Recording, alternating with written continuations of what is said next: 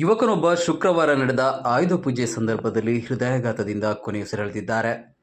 ಅತ್ತಾಜೆ ರಮೇಶ್ ಭಟ್ ಮತ್ತು ಶಾರದಾ ದಂಪತಿಯ ಪುತ್ರ ಆದಿತ್ಯ ಭಟ್ ಮೃತ ದುರ್ದೈವಿ.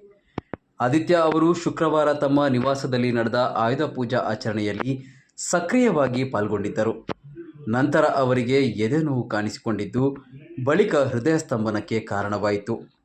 ಸಾಫ್ಟ್ವೇರ್ ಎಂಜಿನಿಯರ್ ಆಗಿರುವ ಆದಿತ್ಯ ಅವರು ಜರ್ಮನಿಯಲ್ಲಿ ಸ್ವಂತ ಸ್ಟಾರ್ಟ್ಅಪ್ ನಡೆಸುತ್ತಿದ್ದರು. ಅವರು ತಂದೆ ತಾಯಿ, ಸಹೋದರಿ ಮತ್ತು ಬಂಧು ಬಳಗವನ್ನು ಅಗಲಿದ್ದಾರೆ.